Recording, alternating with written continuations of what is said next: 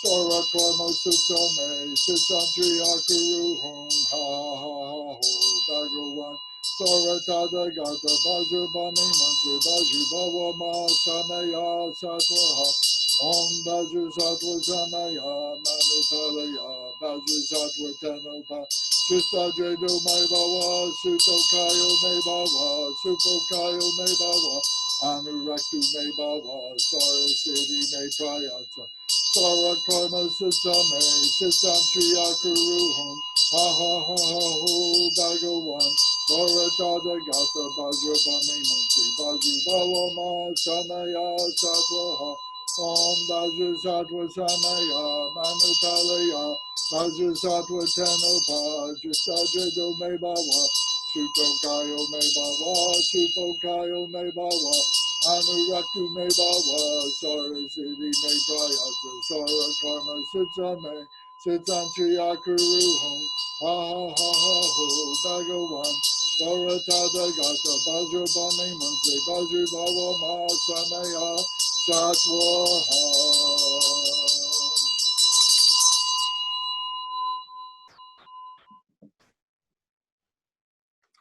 Now back to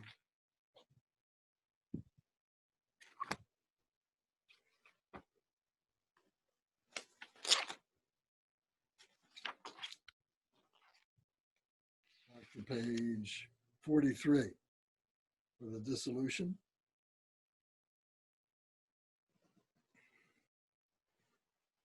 The wisdom beings return to their natural state. Outer phenomena dissolve into the sentient beings who dissolve into me.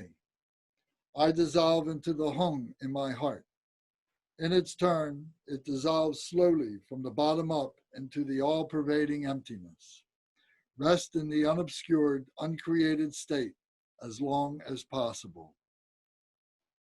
Yashe panam rangzin esushe, tam shig no chu mi me ton par yo.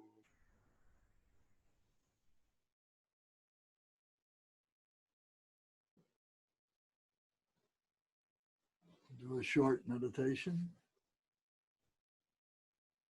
Visualize the dissolution.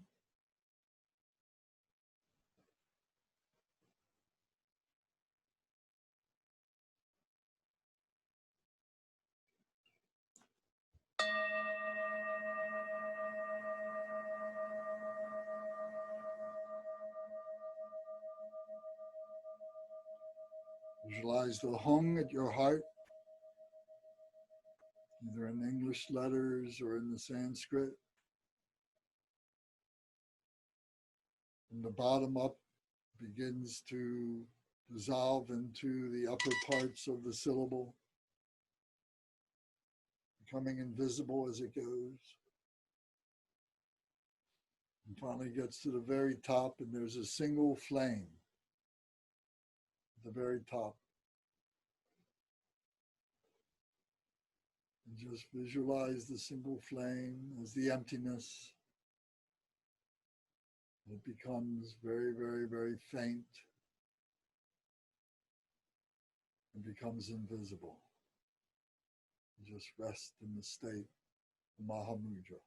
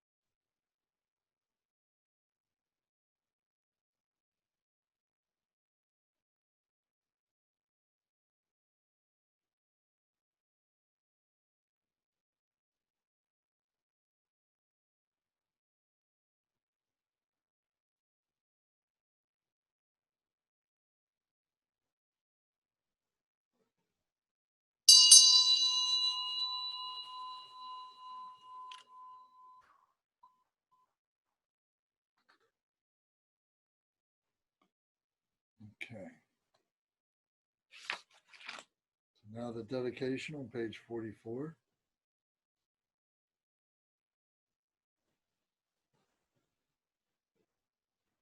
Through the virtue of this practice, may I achieve Vajrapani's great realization. And so to this state, may I come to lead all sentient being, every sentient being, not one left behind. Dewa diyi nor duda, sangwe dagpo jugyurne, jowa chikyang malupa, deyi salagopa sho.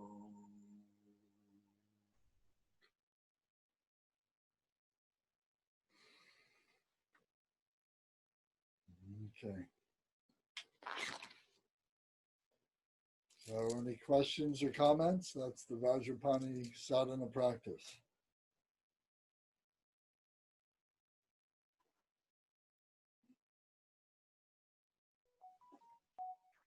Thank you. What is next week's, because I have to study this. Well, next week, let me take a look here.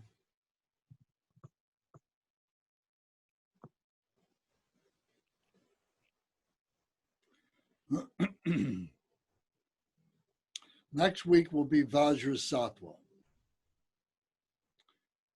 Vajrasattva is a Buddha, the confession Buddha, the purification Buddha, who we refer to many, many times, and we recite the 100-syllable mantra many, many times. So I think that next will be appropriate to practice Vajrasattva, get an explanation of Vajrasattva mantra, so that you're more confident when you recite the mantra, the meaning of it. So that's what next week will be, Vajrasattva, the indestructible holy being.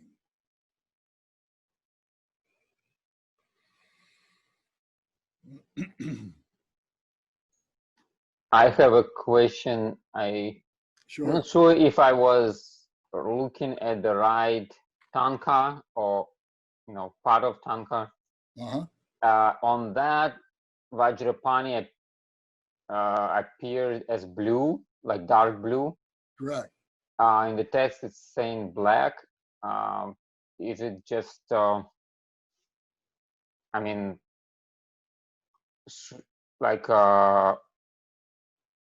we go by the text? Like when we visualize? Yeah, I mean, dark blue, black, they're hardly distinguishable between each other.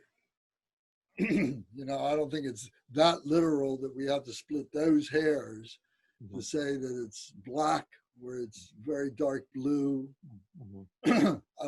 Remember, it's all phenomenal. Right. If we're saying it, if we're thinking it, it's phenomenal. It's conceptual. It's emptiness. It's all relative. Right. And like the one I was looking at the bottom, below Vajrapani, there was like an ocean or some kind of like water waves. That's right. What is the meaning of that? Why so much? The ocean water? of samsara. Oh, the ocean of samsara. Of course. And the lotus pedestal comes out of that, right? Yeah. The imagery of the lotus coming up out of the filthy waters of the ocean of samsara. So whether it's a pond or it's an ocean, it's a metaphor for the ocean of suffering. Okay, thank you. Yes, sir.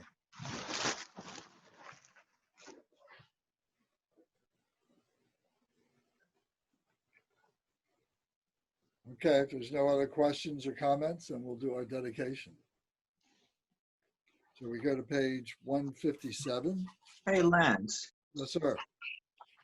On the offering of all the other Bodhisattvas, there's usually 8 offerings. Correct. On Vajrapani, why is there only 5? I really can't tell you. It's an offering to the empowerment deities. So it's a short offering. They do the same thing in Parnasavari. If you've noticed that, there's a offering to the empowerment deity. So, and then later on to the whole retinue. So I can't explain that. Oh, okay.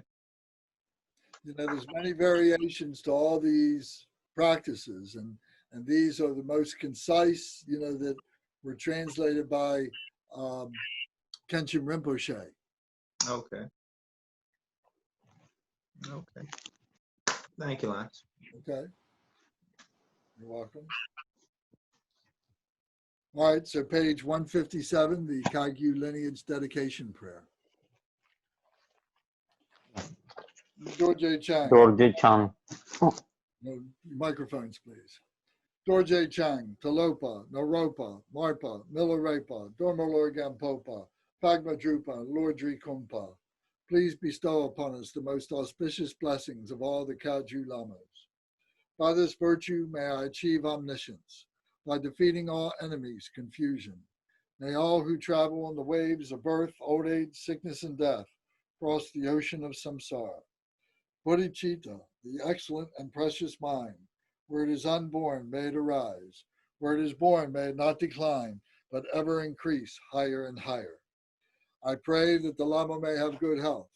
I pray that the Lama may have long life. I pray that your Dharma activities spread far and wide. I pray that I may not be separated from you. As Manjushri, the warrior, realized the ultimate state, and as did Samantabhadra, I will follow in their path and fully dedicate all the merit for all sentient beings. By the blessing of the Buddha who attained the three kayas, by the blessing of the truth of the unchanging Dharma as such, by the blessing of the indivisible Sangha order, may the merit I share bear fruit. By the virtues collected in the three times, by myself and all beings in samsara and nirvana, and by the innate word of virtue, may I and all sentient beings quickly attain unsurpassed, perfect, complete, precious enlightenment. May the teachings of the great Drikung Ratna Shri, who is omniscient, Lord of the Dharma, master of interdependence, continue and increase through study, practice, contemplation, and meditation until the end of samsara. Next page. For this realm, encircled by the snow-covered mountains, you are the source of every benefit and bliss without exception. Tenzin Gyatso, you are one with Avalokiteshvara. May you remain steadfast until samsara's end. Embodiment of the three precious jewels, Padmapani, who holds the teachings of the victorious one, seeing the all goodness meaning with the wisdom eye, may you who are spontaneously established activities live long for hundreds of kalpas.